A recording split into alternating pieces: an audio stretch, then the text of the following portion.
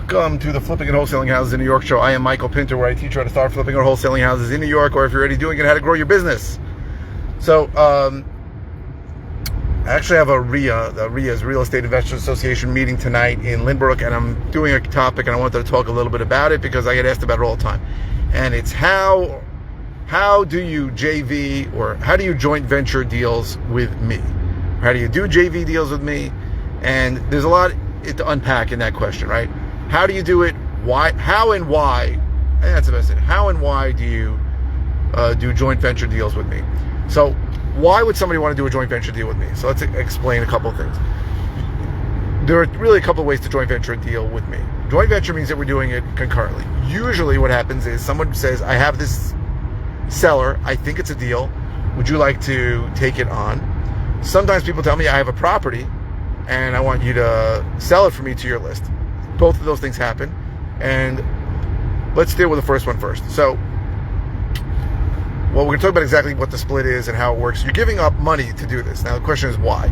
So the things that I find that most people think they need from me are really not as important, and what they really should be thinking about is something I didn't even think of. So let me explain.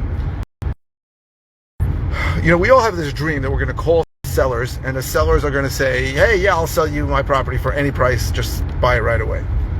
Very often, in fact, almost every time, that's not the truth. The truth is they're going to come up with a price, right? They may be an amount that they owe, there may be an amount of money that they need, maybe money they just have in their head. Sorry, every time I drive past Hempstead Lake Park on Peninsula Boulevard, it dies. So what people think is, well, I'm going to joint venture with Michael Pinter because I don't have to put up any money. They don't have to put up any money, and Michael Pinter will put up the money. And he has attorneys already, and he has buyers, and that's true. But the truth is, what they don't think about is my real value is when you bring a deal to me, assuming you meet the criteria, like you've spoken to the seller and you have an idea of what it's worth and you know the story. The biggest thing that I bring to you is that I'll tell you what a deal is, right? You're not going to know if it's a deal or not.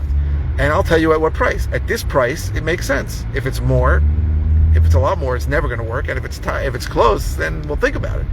But I'm going to say, we need to buy this property at $300,000, for example. And if the guy wants $500,000, it's not a deal. And that happens all the time. That is the real value that I bring to you, right? Because at that point, I will put up the money and I will make sure that happens. Now, what happens a lot is that people come to me with things that they think are deals and they're not. And sometimes it's a waste of time, sometimes it's not.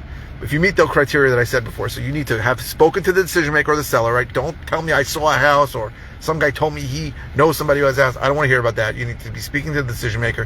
You need to have an idea of what it's worth, spend a little bit of time on figuring out what it's worth. And you need to, I don't know when I started this. And then you need to tell me the story. Why is the seller selling? What's going on here? I can usually determine from that whether this is a possible deal or not.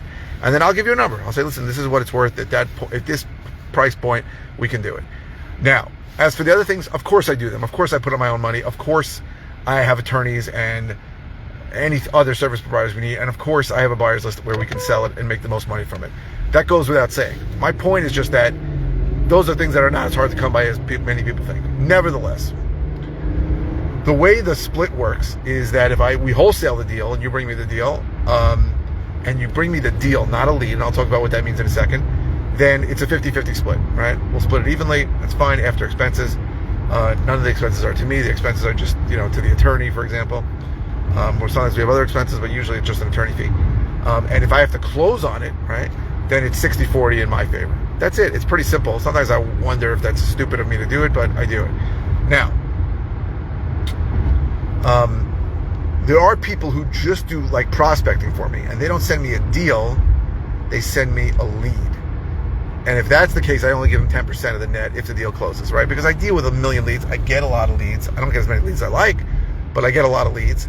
And if you're just, sending out texts or making cold calls and just making a connection to a seller to me, that's getting put in a huge pipeline of leads that I have. If you're going to actually speak to the seller and sort of make this into a deal, then I'm happy to pay you 50% of the net. I'm right next to where the Elks Lodge, where my RIA is going to be later. So What's important to understand is that for a lot of people, this makes doing deals easier in the beginning, because people have this inherent fear that I see all the time of getting stuck with a deal that they can't close, not having the money to close. I'm going to get this deal, and then I'm not going to have all these things that I need to do the deal. People are terrified of that. I know that.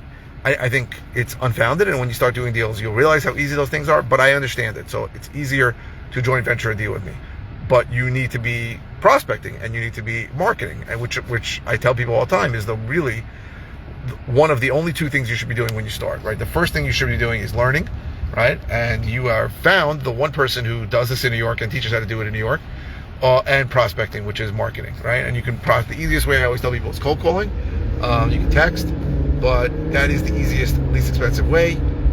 The basic steps are buy a list, right, from PropStream or from Listability, skip trace the list, and then call or text the list, ad infinitum. Just keep doing it and asking them if they were interested in selling.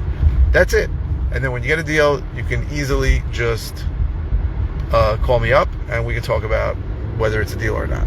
If you meet the criteria, which again are you need to be in touch with the decision maker, you need to have an idea, a basic idea of what properties are going for there, selling for there, and you need to tell me the story of the seller and why the seller might sell at a discount. That's the basic gist of what I need from you, and you can joint venture a deal with me and start making money. Even with everything I've said, if you're in prospecting, you need to think in terms of really 9 to 12 months before you get paid on a deal, because everything takes forever in New York. Before your deal actually closes, and gets monetized. So it means we may get into contract tomorrow, but it may take 3 months to close on it.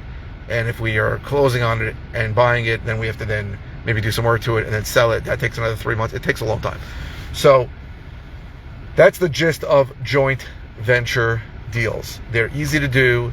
I have a student who really in 1 year is about to do his third joint venture deal. He's probably going to make, his end is probably going to be $80,000, and he made 80,000, I would say about 80. And, he's a rare exception. He got a deal done really within 4 months, which was very quick, but it happens. The timeline in New York takes forever, and that sucks bazongas, but that's the way it works. And if you're willing to put in the time, and this is the reason why so few people are doing it, because it takes a tremendous amounts of perseverance, and you have to persistence and what's the word I'm looking for? Resistance? No, I forgot the word. But you got to keep doing it, and it's very easy to say no, because you're going to talk to people who are going to tell you to drop dead.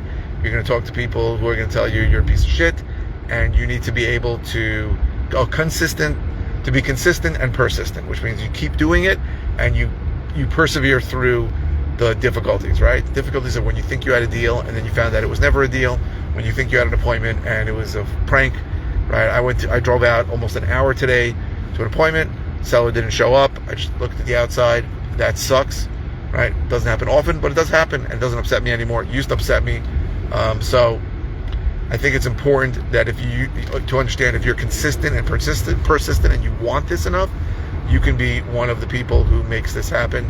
And if you want help to start, you can go to howtoflipnewyork.com. If you want help on a deal and you meet those criteria, you can call me. I'm happy to help you. My phone number should be on the notes. And that's it. I hope this was helpful. So again, if you're interested in finding out more about one-on-one coaching, you go to coaching.howtoflipnewyork.com. And if you're watching YouTube, please subscribe. If you're watching on any media channel, please click the thumbs up. The likes really help my SEO, my search engine optimization.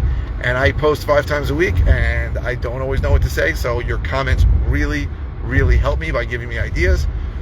There are no bad comments. Your comment can be really just about anything. Doesn't have to be about the video you're watching. I missed that light. Crap. But please keep the comments coming. If it's something simple, I'll just reply with an answer. If it's something that I've covered before, I'll send you links to multiple videos on it.